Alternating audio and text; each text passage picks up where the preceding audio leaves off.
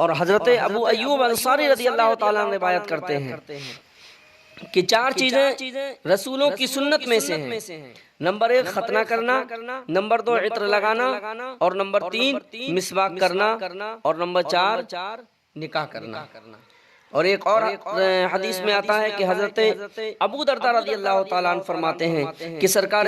مدینہ صلی اللہ تعالیٰ علیہ وسلم نے ارشاد فرمایا 3 چیزیں رسولوں کی سنتوں میں سے ہیں۔ نمبر 1 جلدی افطار کرنا، نمبر 2 سحری کھانے میں دیر کرنا، اور نمبر 3 مسواک کرنا۔ اور ایک حدیث میں حضرت ابن عمر رضی اللہ تعالیٰ عنہ سے منقول ہے کہ تاجدار مدینہ صلی اللہ تعالیٰ علیہ وسلم نے ارشاد فرمایا کہ مسواک کا استعمال اپنے لیے لازم کر لو، کیونکہ اس میں منہ کی پاکیزگی اور اللہ عز و جل کی خوشنودی ہے۔ اور صحابی رسول حضرت ابو ہریرہ رضی اللہ تعالیٰ عنہ سے مروی ہے کہ سرکار دو عالم صلی اللہ تعالیٰ علیہ وسلم نے ارشاد فرمایا کہ اگر مجھے اپنی امت کی مشقت اور دشواری کا خیال نہ ہوتا تو میں ان کو مسواک کرنے کا حکم دیتا۔ گویا کہ سرکار دو عالم صلی اللہ تعالیٰ علیہ وسلم نے ارشاد فرمایا کہ تم اپنے کپڑوں کو دھو اور اپنے بالوں کی اصلاح کرو اور مسواک کر کے زینت اور پاکی حاصل کرو، کیونکہ بنی اسرائیل ان چیزوں کا اہتمام نہیں کرتے تھے، اس لیے ان کی عورتیں جو تھیں وہ کثرت زنا میں مبتلا ہو گئیں۔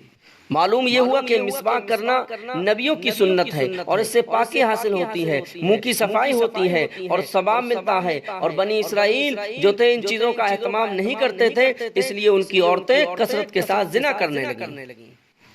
اور یاد رکھیے میرے عزیزوں میرے دوستو، سو کر اٹھنے کے بعد مسواک کرنا یہ ہمارے آقا صلی اللہ تعالیٰ علیہ وسلم کی سنت ہے۔ سونے کی حالت میں ہمارے پیٹ سے جو بخارات اٹھتے ہیں، اس کی گندی ہوا جو منہ کی طرف آتی ہے تو اس کی وجہ سے جو منہ میں جو ہے ایک بدبو پیدا ہو جاتی ہے، ذائقہ بدل جاتا ہے، ذائقہ تبدیل ہو جاتا ہے، اور جب ہم مسواک کر لیتے ہیں تو منہ صاف ہو جاتا ہے اور منہ میں جو ہے بدبو ختم ہو جاتی ہے۔ اما عائشہ صدیقہ رضی اللہ تعالیٰ عنہ روایت کرتی ہیں کہ رسول اکرم صلی اللہ تعالیٰ علیہ وسلم جب بھی کبھی دن میں یا رات میں سو کر اٹھتے تو نبی رحمت صلی اللہ تعالیٰ علیہ وسلم وضو فرماتے اور وضو سے پہلے آقا کریم صلی اللہ تعالیٰ علیہ وسلم مسواک فرمایا کرتے تھے۔ اور عائشہ صدیقہ رضی اللہ تعالیٰ عنہ سے یہ بھی منقول ہے کہ نبی رحمت صلی اللہ تعالیٰ علیہ وسلم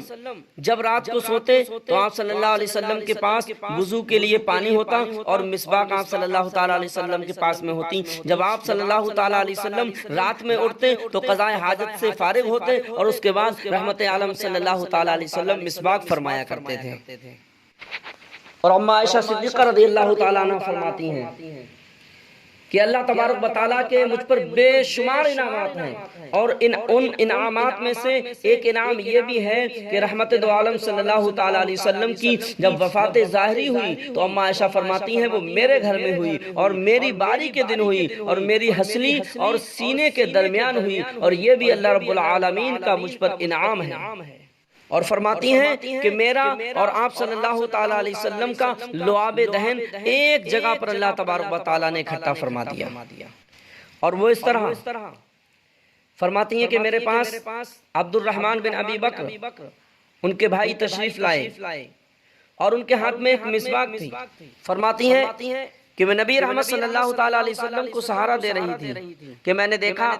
کہ آپ صلی اللہ تعالیٰ علیہ وسلم ان کی مسواک کی طرف دیکھ رہے ہیں۔ مجھے معلوم ہوا کہ آپ صلی اللہ تعالیٰ علیہ وسلم مسواک پسند فرماتے ہیں، اس لیے میں نے دریافت کیا کہ کیا آپ صلی اللہ تعالیٰ علیہ وسلم کے لیے مسواک لے لوں؟ تو آپ صلی اللہ تعالیٰ علیہ وسلم نے سر اقدس کے اشارے سے فرمایا ہاں۔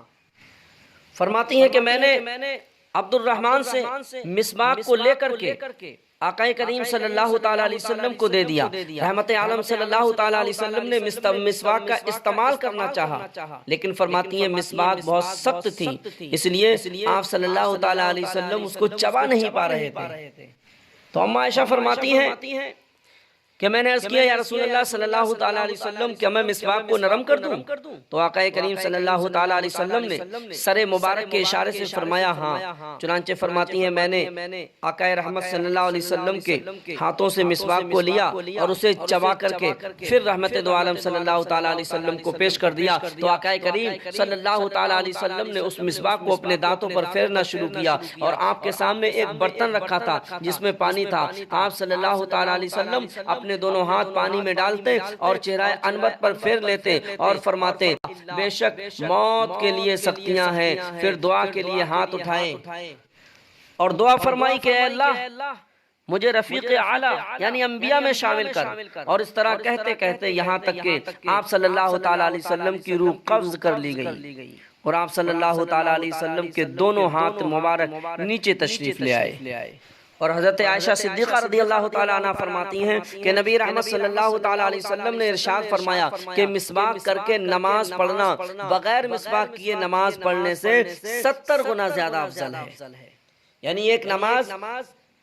مسواک کر کے پڑھی جائے اور ایک نماز بغیر مسواک کر کے پڑھی جائے. آقا رحمت صلی اللہ تعالیٰ علیہ وسلم فرماتے ہیں کہ بغیر مسواک کی 70 نمازیں اور مسواک کر کے ایک نماز پڑھنا، وہ ایک نماز جو مسواک کے ساتھ پڑھی جائے 70 بغیر مسواک کیے پڑھنے والی نماز سے زیادہ افضل و اعلیٰ ہے.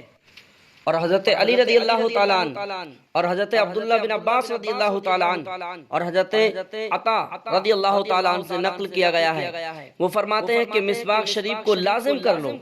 اس سے غفلت نہ کرو، اسے ہمیشہ کرتے رہو، کیونکہ اس میں اللہ عز و جل کی خوشنودی حاصل ہوتی ہے.